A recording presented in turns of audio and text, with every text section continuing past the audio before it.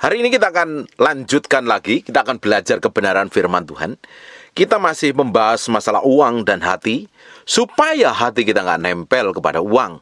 Memang selama kita tinggal di bumi ini, kita butuh uang, karena melakukan segala sesuatu harus pakai uang. Tapi ada beberapa hal tertentu yang kita tidak bisa dibeli dengan uang.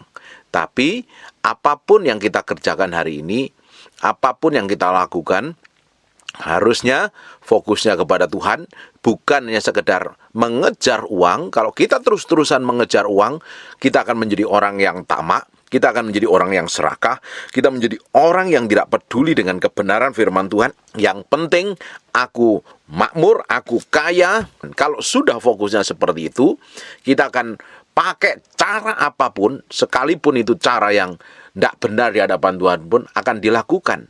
Karena orang yang pingin kaya, ujungnya akan terjerat dengan berbagai macam persoalan. Kita harus belajar mencukupkan diri dengan apa yang Tuhan percayakan kepada kita hari ini.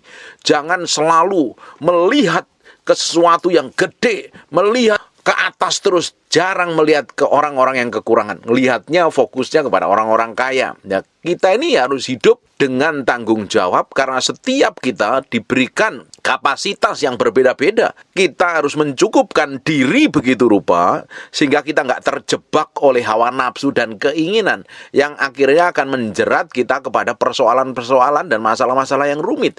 Berapa banyak di antara kita, karena mengingini hal-hal yang belum mampu, tapi dipaksakan, ujungnya apa? Terjerat oleh hutang. Berapa banyak orang yang tidak bisa menguasai hatinya, mengendalikan dirinya, memaksakan begitu rupa sampai dia kredit ke bank, nyicil pakai ini dan itu hanya untuk memuaskan keinginannya. Akhirnya apa? Kebanyakan terjerat oleh hutang. Yang rugi siapa? Yang susah siapa? Ya dirinya sendiri.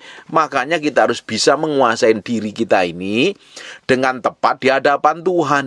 Jangan sampai ada ketamakan, keserakahan yang menguasai diri kita. Kalau kita sudah sampai ke situ, ujung hidup kita ini akan banyak mengalami persoalan-persoalan yang harusnya tidak penting.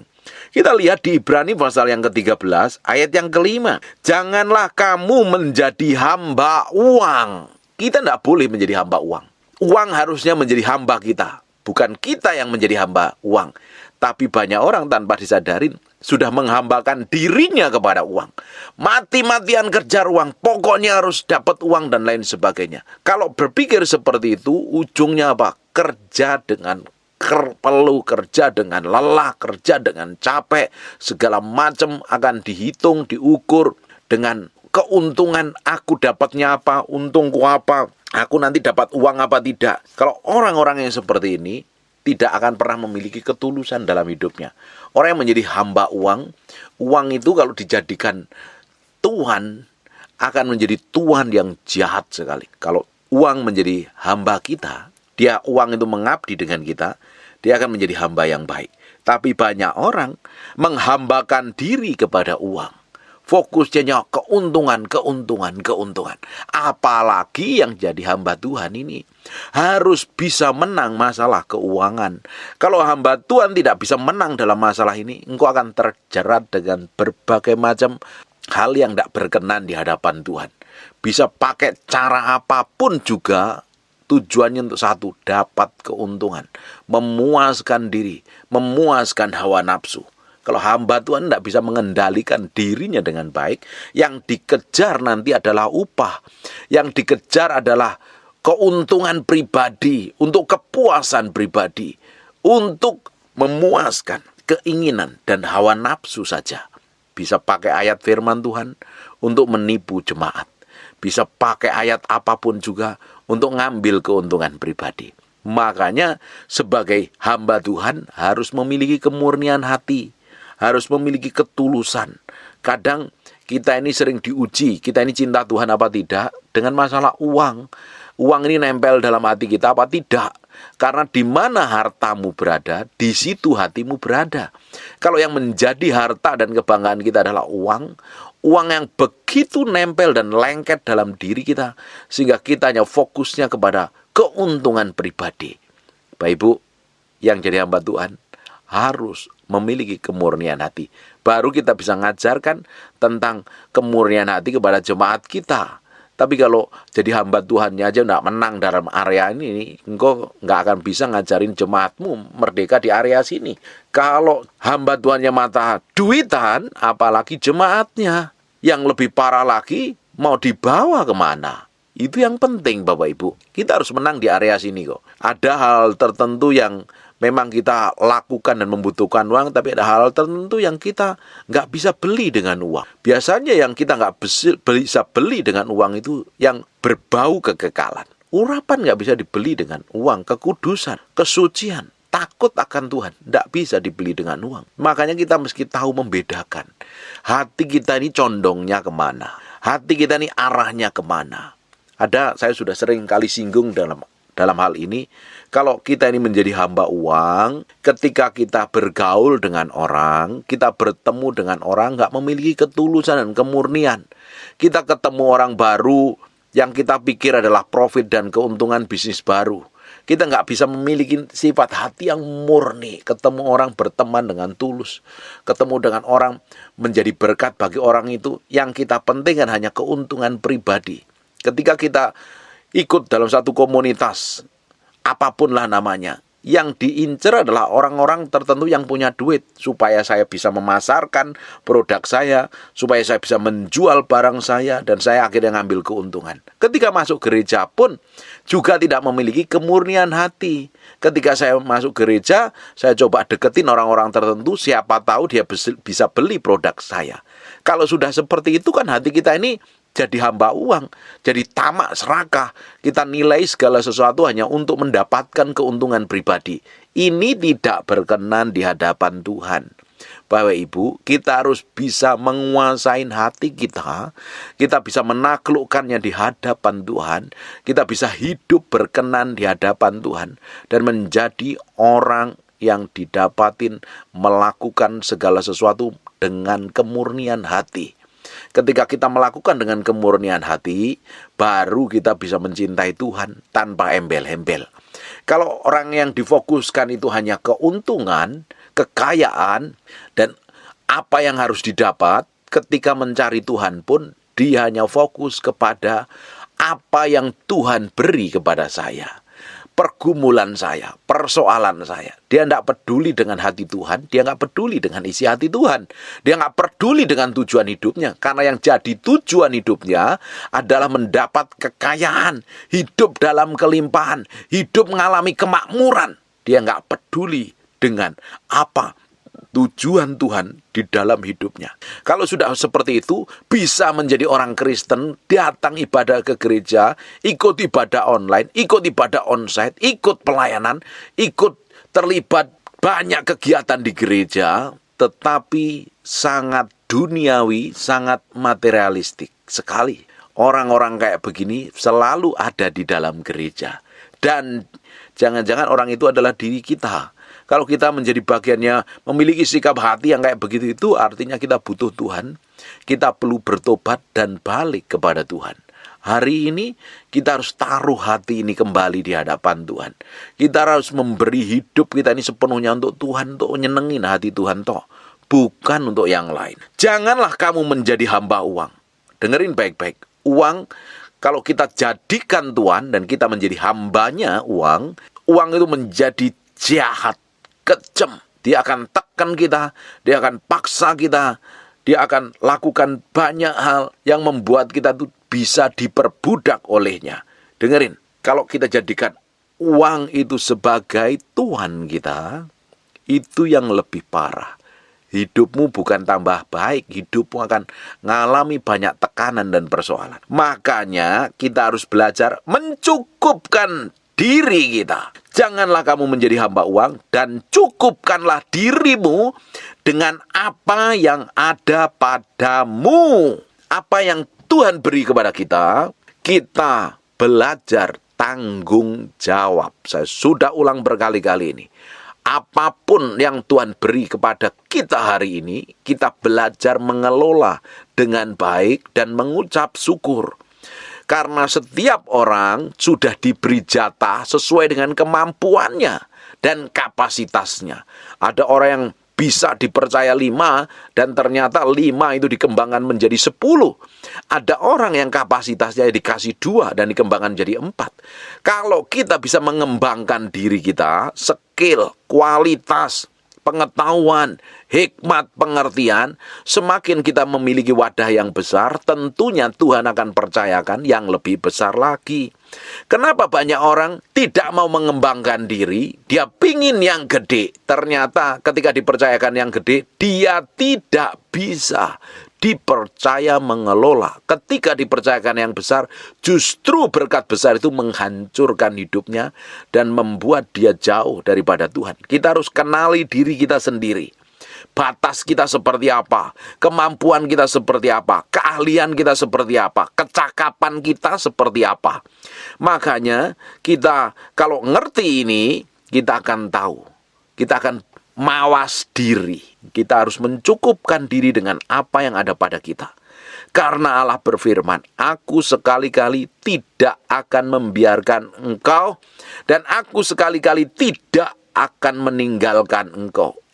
Jalan terus sama Tuhan dengan apa yang Tuhan percayakan dalam hidupmu. Justru kalau engkau berjalan seperti yang Dia mau, engkau tanggung jawab, Tuhan akan cukupin. Tuhan tidak pernah meninggalkanmu. Tuhan tidak pernah membuat engkau melarat, miskin, dan menderita selama engkau bisa dipercaya dengan apa yang Tuhan percayakan dalam hidupmu. Kelola dengan baik. Kita coba buka di Ulangan 31 ayat 6 dan 8. Kuatkanlah dan teguhkanlah hatimu, jangan takut dan jangan gentar karena mereka. Sebab Tuhan Allahmu dialah yang berjalan menyertai engkau. Ia tidak akan membiarkan engkau dan tidak akan meninggalkan engkau. Sebab Tuhan sendiri akan berjalan di depanmu. Dia sendiri akan menyertai engkau. Dia tidak membiarkan engkau dan tidak akan meninggalkan engkau. Jangan takut dan jangan patah hati.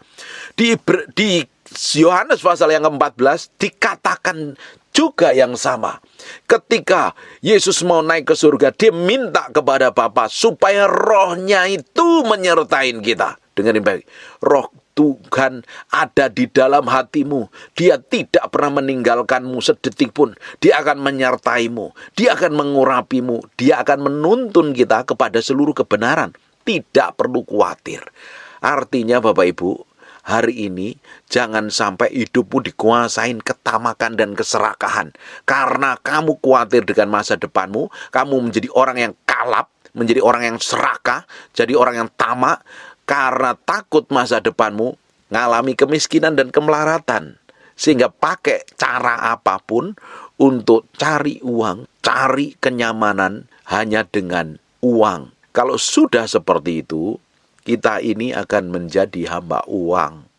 Kita percaya, kita kerjakan segala sesuatu dengan baik, kita menjadi orang yang bisa dipercaya Tuhan, baru Tuhan akan percayakan berkatnya kepada kita. Kita akan menjadi orang-orang yang hatinya tidak terpaut dengan uang, tapi terpaut dengan Tuhan. Kita akan lihat lagi di Amsal 28 ayat yang ke-20. Orang yang dapat dipercaya mendapat banyak berkat.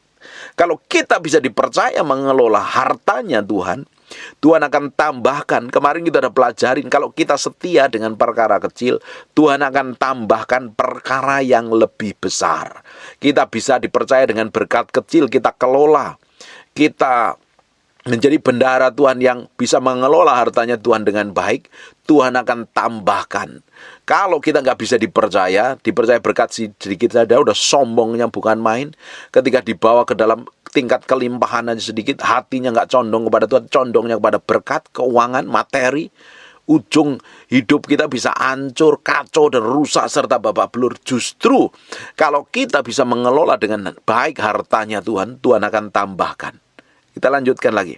Orang yang dapat dipercaya mendapat banyak berkat, tetapi orang yang ingin cepat kaya, banyak orang pingin cepat kaya, hidup pakai barang bagus, pakai mobil bagus, hidup dalam kemewahan, rumah bagus, apartemen bagus, semuanya maunya yang merek, karena dia pingin cepat hidup dalam kemewahan, ingin cepat kaya. Ketika orang pingin cepat kaya, justru tidak akan luput dari hukuman. Orang yang cepat kaya itu biasanya pakai cara dengan berhutang untuk memamerkan dirinya. Kalau engkau pingin kaya, belajar bertanggung jawab dari setiap berkat yang Tuhan percayakan dalam hidupmu. Kemarin kita pelajarin, meski diapain berkat yang Tuhan percayakan kepada kita. Dengerin khotbah yang kemarin. Supaya hati kita ini nggak melintir kepada uang, harta, dan kekayaan, Bapak Ibu. Kalau orang pingin cepat kaya, jadi pendeta pingin cepat kaya, pakai ayat apapun untuk membenarkan diri, dia minta orang untuk memberikan persembahan dengan cara apapun juga loh. Jahat itu. Seperti Gehasi, seperti Bileam, seperti anak-anaknya Imam Eli. Mereka hidup serakah, tamak, karena dia pingin menikmatin kemewahan dan kekayaan. Kalau engkau pingin kaya dengan pakai cara duniawi, pakai kekuatanmu sendiri, engkau akan kena problem dan masalah di ujungnya. Hidupmu tidak akan menikmatin kebahagiaan, justru engkau hidup dalam banyak persoalan. Kita buka lagi di 1 Timotius 6 ayat yang ke-9. Tetapi mereka yang ingin kaya jatuh ke dalam pencobaan, hutang biasanya, kredit, bisnis yang ilegal, yang cepat dapatnya duit, judi, investasi bodong yang menawarkan deposito yang gede nilainya, atau pembagian dividen yang gede di luar batas kewajaran. Akhirnya apa? Jatuh ke dalam berbagai pencobaan karena pingin cepat kaya.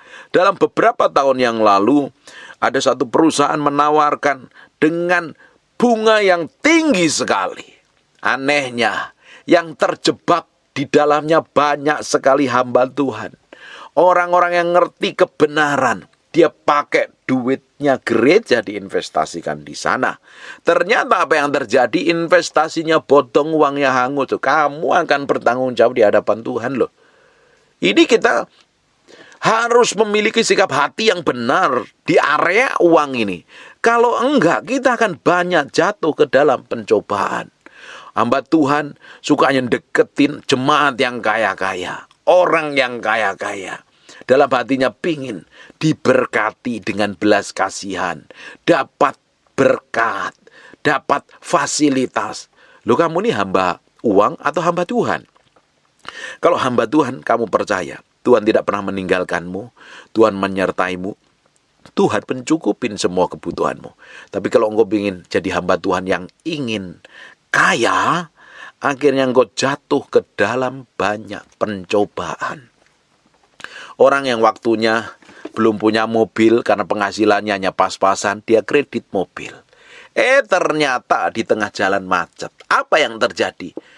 Mobilnya ditarik dan lain sebagainya, atau terjerat hutang.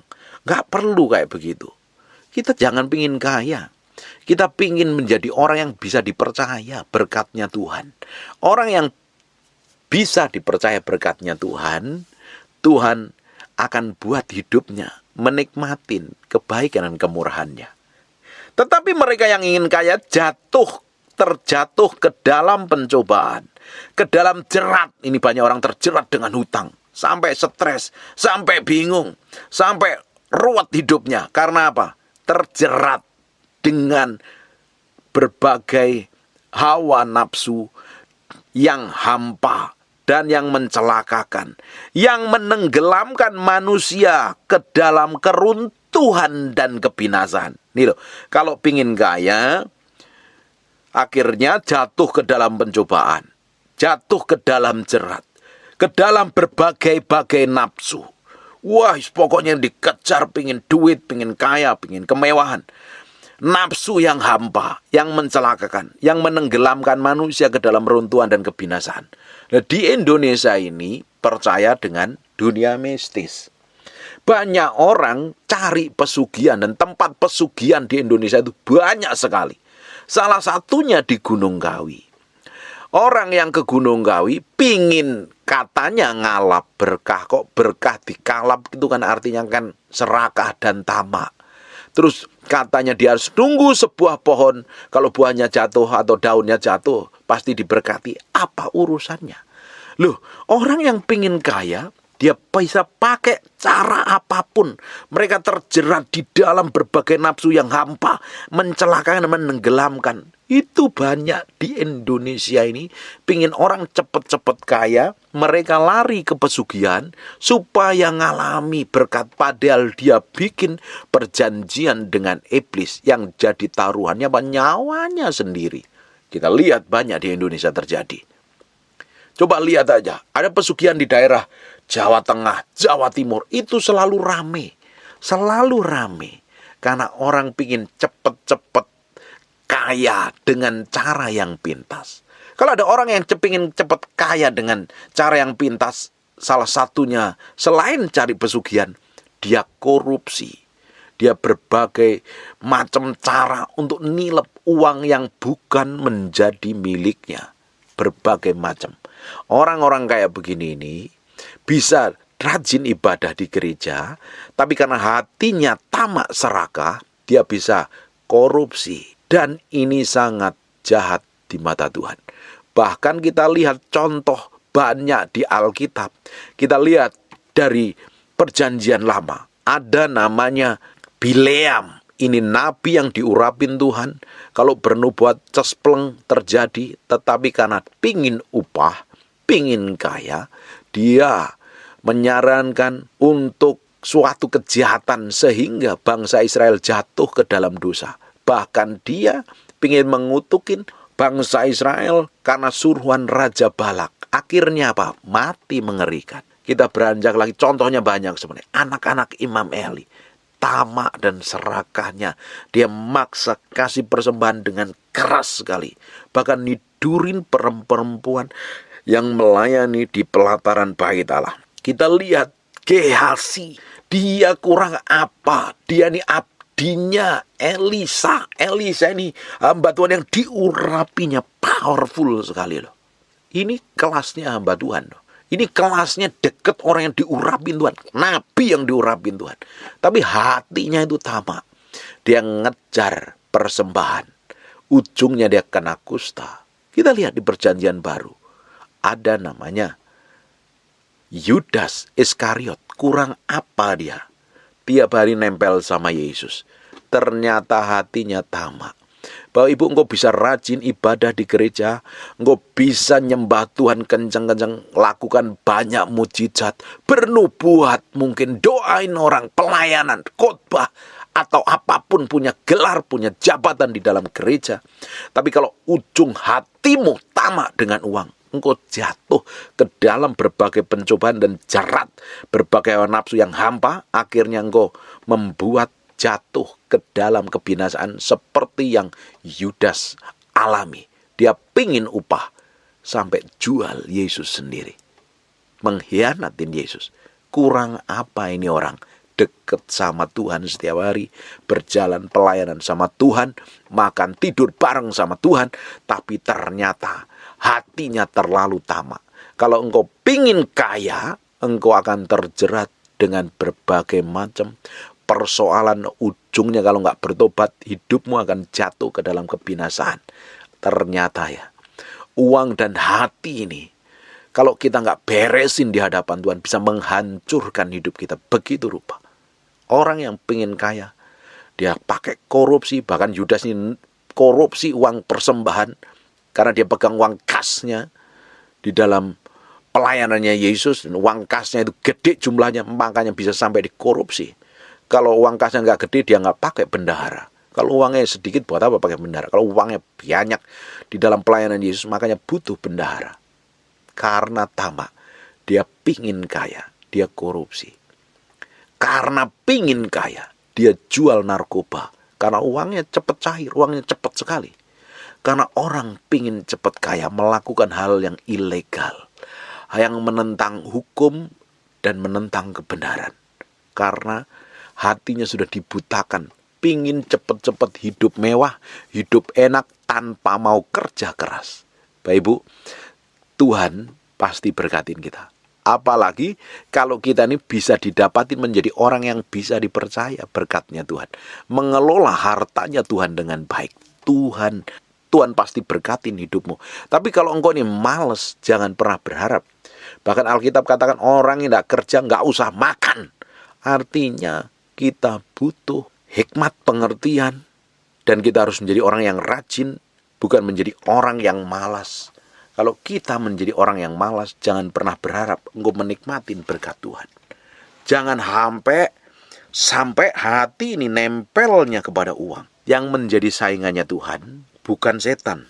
Hari ini yang menjadi saingannya Tuhan, bukan setan, bukan roh-roh jahat. Tetapi yang menjadi saingannya Tuhan dalam hati manusia, hati orang, adalah uang. Makanya kita harus menang dalam hal ini.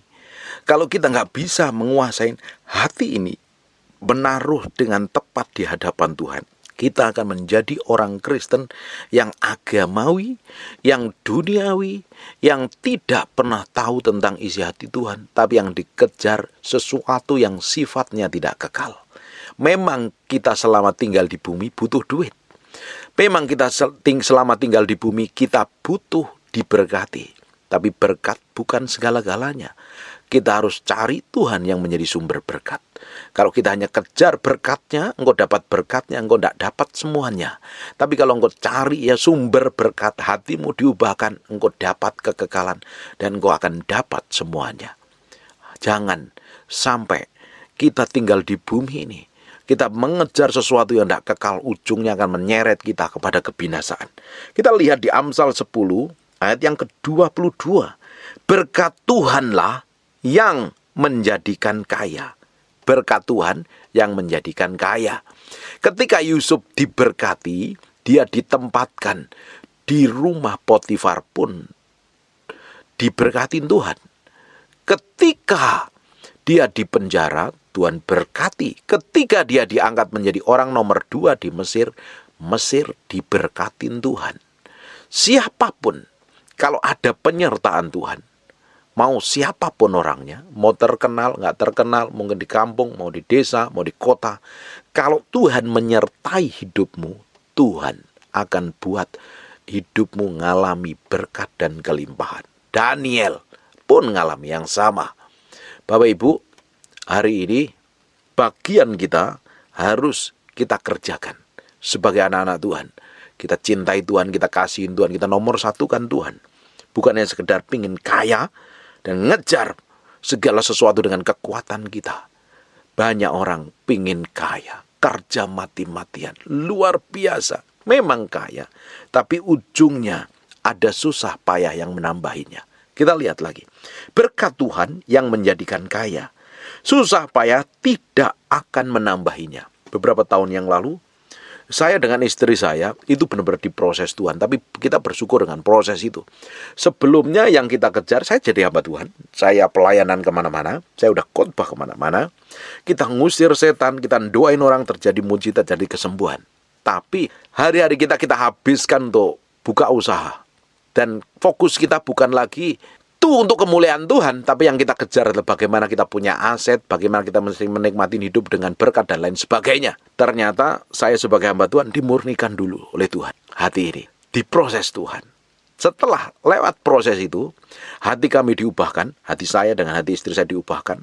Motivasi kami sudah bukan lagi pingin diberkati, pingin hidup dalam kelimpahan, anugerah dan lain sebagainya. Motivasi hati kami bagaimana saya ini didapati menjadi hamba Tuhan yang berkenan di hadapan Tuhan. Istri saya pun juga begitu. Kita sudah bisa menikmati hidup dengan apa adanya sampai hari ini. Padahal kami diproses habis-habisan sampai harta kami habis. Benar-benar hancur keuangan kami.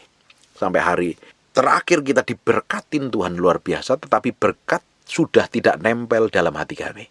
Justru kesukaan kami sampai hari ini adalah menabur.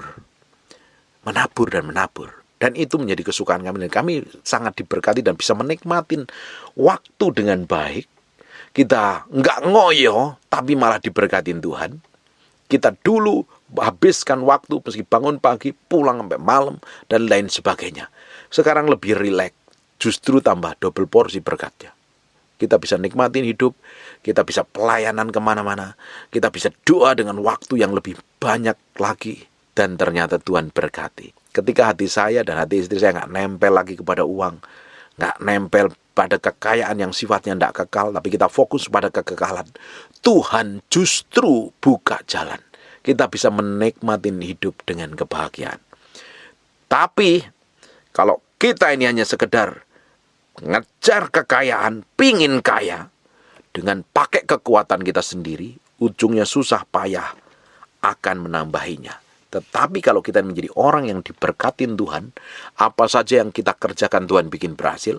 Engkau kerja di toko, di pabrik, di kantor, di perusahaan, di mana saja, di pemerintahan, apapun profesimu, apapun jabatanmu, apapun pekerjaanmu, apapun yang dikerjakan tanganmu, Tuhan ketika berkatin hidupmu, Dia akan bikin berhasil dan akan membuat engkau menjadi kaya dan tidak ada susah payah yang akan menambahinya. Ada orang-orang, saya melihat dengan mata kepala saya sendiri, dari pagi dia kerja mati-matian sampai malam, dilakukan bertahun-tahun. Di pertengahan hidupnya, masih muda, sekitar 50-an, 40-an, tiba-tiba dia jatuh di kamar mandi, stroke, tidak bisa ngapa-ngapain, hartanya habis hanya untuk biaya hidupnya sampai masa kematiannya.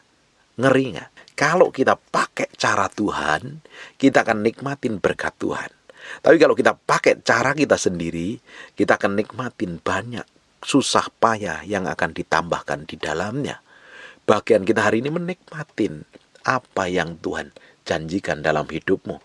Selama engkau menjadi orang yang bisa dipercaya dan hatimu tidak nempel kepada uang, Tuhan akan berkati. Ketika engkau jadi orang yang rajin, engkau menjadi orang yang memiliki hikmat, pengertian, dan pengetahuan, apa saja yang dikerjakan tanganmu, Tuhan bikin berhasil. Dengerin baik-baik. Kalau kamu malas, tidak mau bekerja, lebih baik tidak usah makan. Puasa sekalian. Sampai kamu bisa memiliki hikmat, pengertian, dan pengetahuan. Dan melakukan pekerjaan apa yang dipercayakan dalam hidupmu, kamu kerjaan, baru menghasilkan uang. Kita akan lihat di 2 Tesalonika, di ayat yang ke-10. Sebab juga waktu kami berada di antara kamu, kami memberi peringatan ini kepadamu. Jika seorang tidak mau bekerja, janganlah ia makan. Makanya orang Kristen dilarang malas, dilarang juga serakah, dilarang juga tamak. Kalau engkau malas, nggak mau kerja, kamu mau hidup enak-enaknya sendiri, hanya mengharapkan belas kasihan dari orang lain, tidak usah makan. Sampai engkau mau kerja, mau engkau melakukan segala suatu kegiatan dengan apa yang dipercayakan Tuhan dalam hidupmu, engkau kerja dengan baik, dari situ Tuhan berkatin hidupmu, ujungnya engkau akan mengalami berkat yang berkelimpahan. Saya berdoa Bapak Ibu, semua orang-orang yang rajin mendengarkan apa yang saya sampaikan ini menjadi orang-orang yang giat, memiliki hikmat, pengertian, bukan hanya sekedar bekerja, tapi bekerja memakai hikmat, pengertian. Dan apa saja yang dikerjakan tanganmu, Tuhan akan buat berhasil. Sehingga nama Tuhan disebut atas namamu dan keluargamu. Hari ini, kita mau belajar taruh hati ini sepenuhnya untuk Tuhan. Untuk kemuliaan nama Tuhan. Jangan sampai hati ini loh, nempel dengan duit, tapi nempel dengan pribadi Tuhan. Amin. Tutup matamu, tutup Alkitabmu, kita berdoa. Bapak, terima kasih buat firman-Mu. Kami kembalikan segala pujian, hormat, pengagungan buat Raja kami yang maha mulia. Terima kasih Tuhan, kami materaikan firman ini dengan darah anak domba Allah. Nempel dalam batin kami, dalam loh hati kami yang terdalam, firman menjadi kehidupan.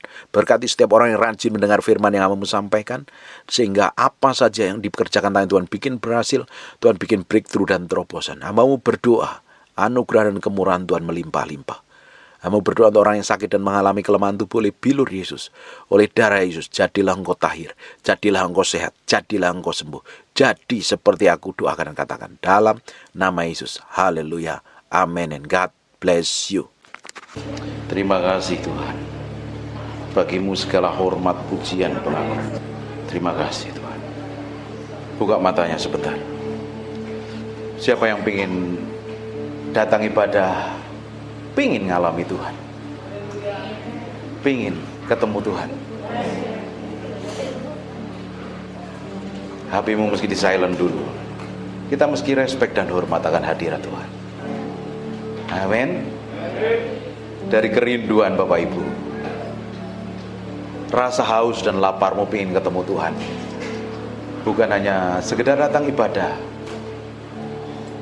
tapi engkau pengen ketemu Tuhan. Nah, Tuhan akan manifestasikan kuasanya. Amin. Tutup matamu. I just want to praise you.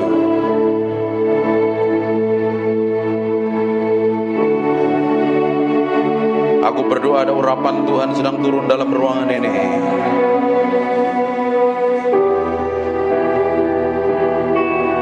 Jamah setiap orang yang haus dan lapar akan Tuhan. Angkat tanganmu dua-dua.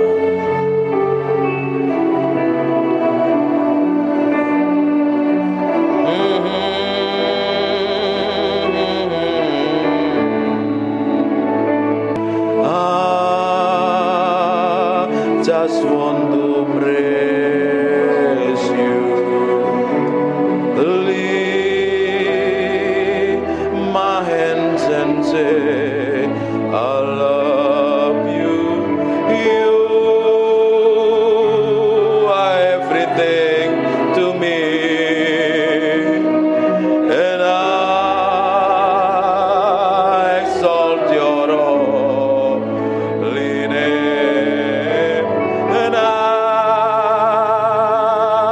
exalt your holy name, and I exalt your holy name, Most High. I just want to praise you. I just want to praise you. I just want to praise you. Ralabakat. Aku berdoa setiap orang dalam ruangan ini, biar Engkau sendiri yang jamah Tuhan siang hari ini.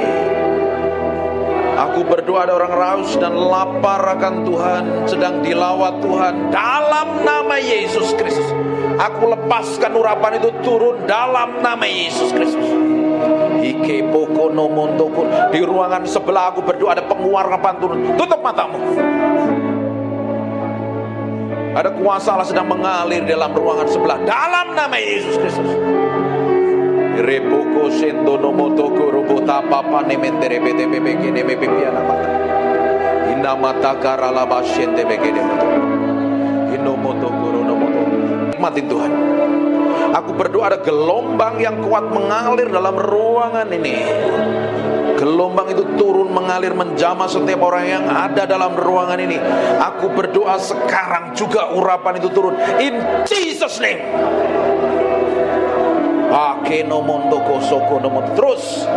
Terus pengurapan itu semakin kuat jamah dan urapi, bahwa mereka mengalami pengalaman-pengalaman pribadimu dengan ajaib dan dahsyat. Nikmatin Tuhan. Nikmatin Tuhan. Fokus sama Tuhan. Alami Tuhan siang hari ini. Alami Tuhan. Alami Tuhan. Alami Tuhan. Ada beberapa orang sedang dijamah. Aku berdoa. Ada seseorang yang sedang dipenuhi dengan urapan mengalir dari ujung rambut sampai telapak kaki. Ada sesuatu yang bergerak semakin kuat. Aku berdoa pengurapan itu semakin meluap.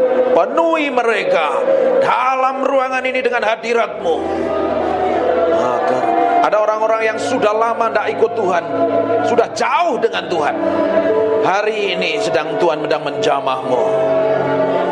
Maka rabasekene mende bikene mende imende bikene mende pipi namata. Sembah Dia. Mulai sembah Dia. Semakin kuat. Makirobotokon. Seperti gelombang mengalir dalam ruangan ini, memenuhi orang-orang yang haus dan lapar akan hadirat-Mu.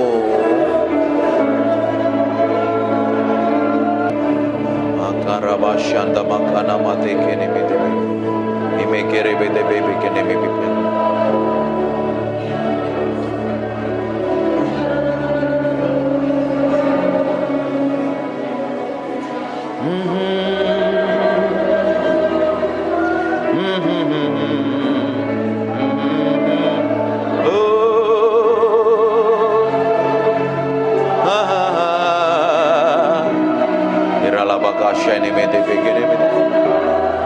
kebahagiaan-Mu Tuhan, Engkau sedang menjamah umat-Mu. Buat sesuatu yang spesial pagi hari ini.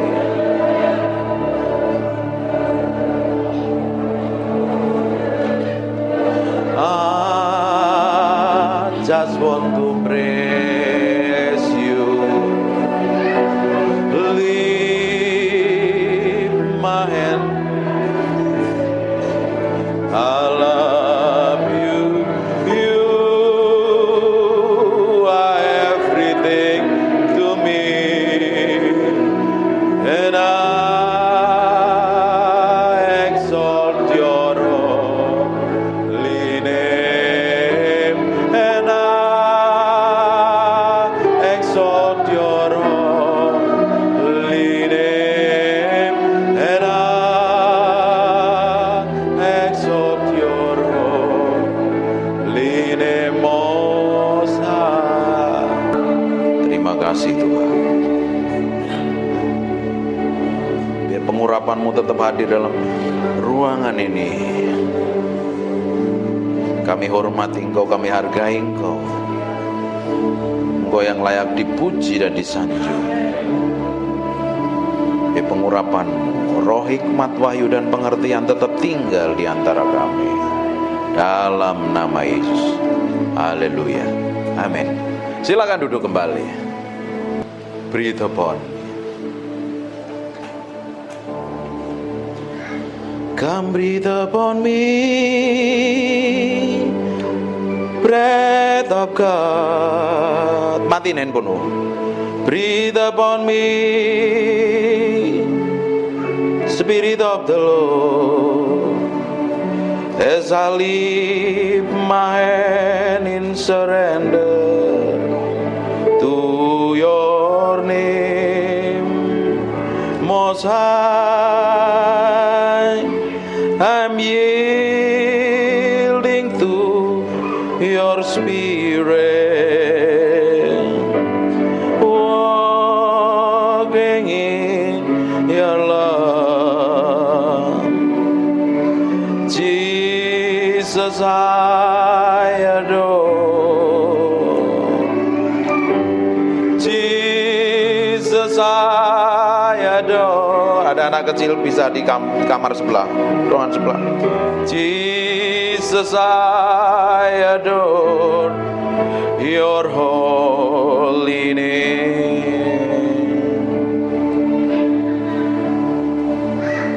Breathe upon me, breath of God. Breathe upon me, Spirit of the Lord.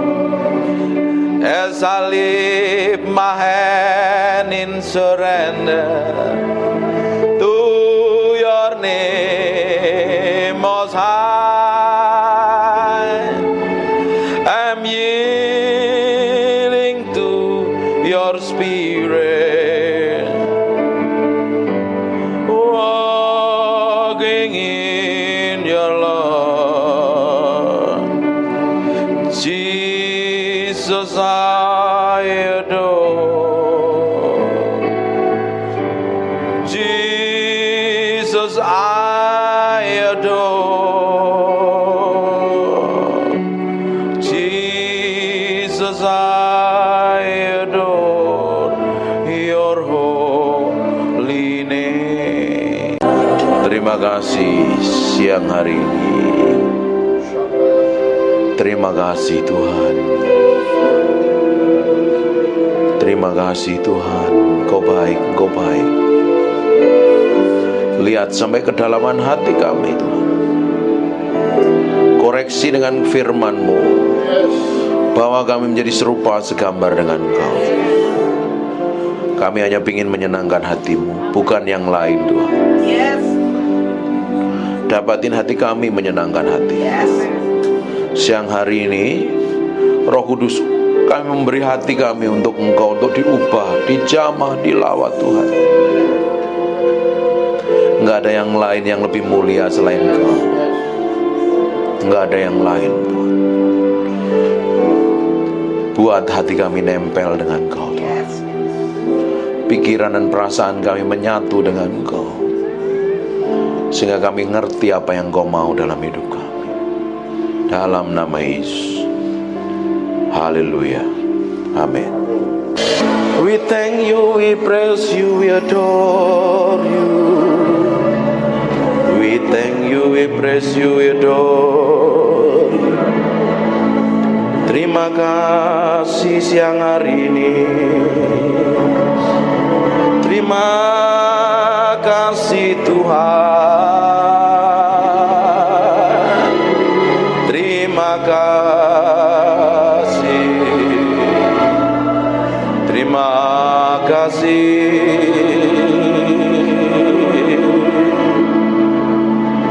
Di dalam hadirat-Mu kami diubahkan mengenal Engkau. Di dalam hadirat-Mu kami mencintai-Mu.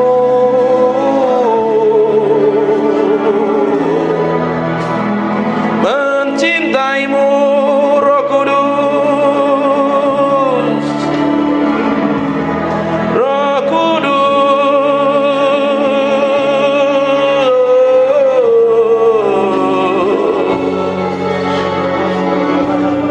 we love you, we praise you, we adore you. Tetap tinggal di dalam hadirat-Mu, sebab kami mencintai-Mu. Oh Tuhan, Tuhan, Tuhan.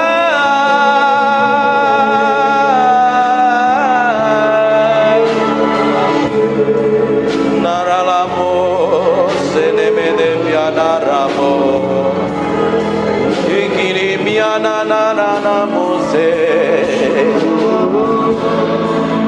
ikini biena namoso.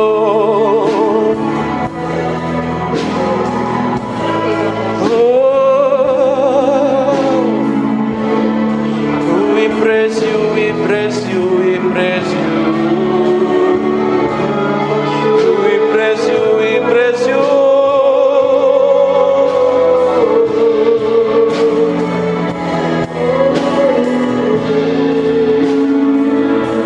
Berlama-lama dalam hadirat-Mu, menikmati kuasa-Mu, Tuhan. Tuhan,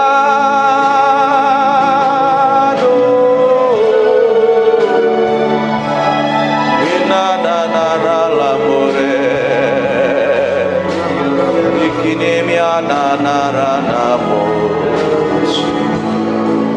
terima kasih Tuhan. Biar roh hikmat wahyu turun di antara kami, menyingkapkan pribadi-Mu yang ajaib, sehingga kami mengerti kehendak-Mu,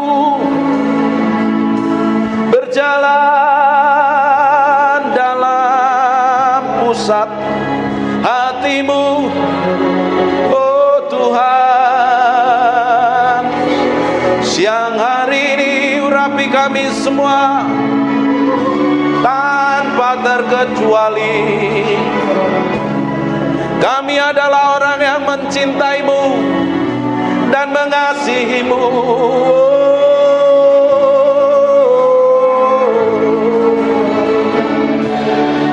Haleluya, haleluya, haleluya. Terima kasih. Yang merasakan hadirat Tuhan kasih tepuk tangan yang meriah. Hanya untuk Raja yang mulia. Haleluya. Amin. Silakan duduk dalam hadirat Tuhan.